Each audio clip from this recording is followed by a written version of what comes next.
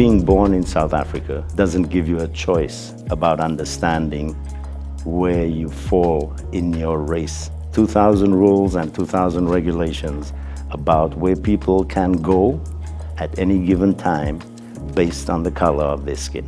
I don't see that I made a choice to be an anti-racist. I didn't have a choice about being an anti-racist. Our Confronting Anti-Black Racism strategy captures the changes we need to make to systemically address anti-Black racism across TCHC, both as an employer and a social housing provider. The CABR strategy is aligned to 8 broad outcomes that need to be realized to successfully confront anti-Black racism in social housing. If we're making progress in these areas, that shows us that we're having an impact in confronting anti-Black racism. The center is so incredibly important because it's our connection into the organization. It's an integral part of the corporation and how we not only look at the processes that we need to adjust, but how we systemically analyze the areas that we need to focus in. When George Floyd happened, and there was a complete, not just American, Canadian, but global awakening that, oh my God, we thought all this stuff had gone away. All of this coming to the reality that we needed in Toronto community housing to be a lot more prepared and a lot more proactive about dealing with racism. This is about a cultural change that we'll continually invest in, and that it's not going to be done in a short period of time. This is about us growing and changing the culture of the organization.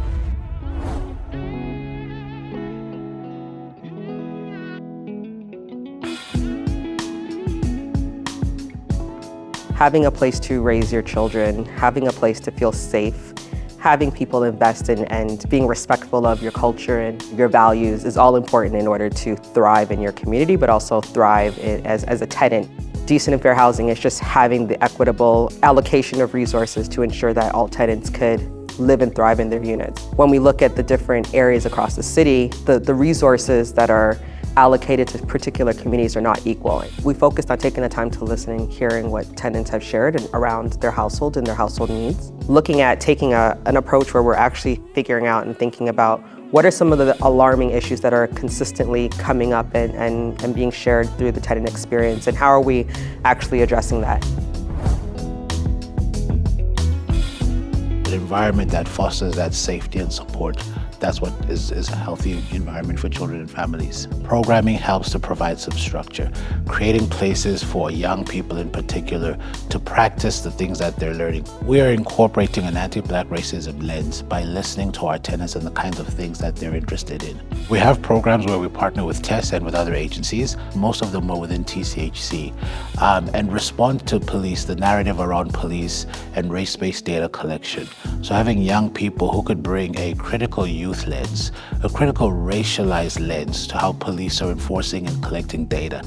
And through this partnership, over 12 weeks, the young people were able to discuss what it means to them, learn some more about what it means on the other side. And then those same young people then met with the incoming Chief Myron Demke to discuss what do his tactics, the tactics that are being employed by his officers mean in their communities. They see this individual and his staff taking notes down and saying, that's a good idea. We see how we can incorporate it. So I think it was a very validating and fulfilling experience. We're creating leaders amongst our young people, so they start to see themselves differently. They start to see themselves as people who have value and have something to contribute. And then when they go back into their community, they carry themselves differently. There's a general sort of reverberating impact that happens to the community when someone is shot, or when someone is stabbed, or when there are questions of safety. So what we wanted to do from the center lens was understand, how do we come in and create a toolkit that has an anti-Black racism lens involved or incorporated in it? Because within these communities, the Black experience isn't monolithic. The impact is that the community actually gets somewhat of a say in terms of how they want to be treated and what they think is important after an incident happens. By involving them in this process, it's helping them to be in the driver's seat to give us targeted information in terms of what do we need. It's just allowing them to directly speak to the corporation to tell us this is what we need in this circumstance, and it will be much better received. I am one of the co-chairs of the Black South Caucus. There's deeply rooted things that have occurred for generations, and when we have the ability to not only explain, not only see, not only unpack and unearth these deeply rooted things that have occurred, we get the opportunity to move forward in a way that is a bit more meaningful, a bit more engaged. It's about allowing for a particular group of folks to have resources and mechanisms available to them to support them actualizing the fullness of themselves, both staff and tenant. I think for us, the Black South Caucus, the skies is really the limit. There's no end to the creativity. My hope is that that ultimately helps to build a better community, to build a better Toronto community housing, just to build a better city.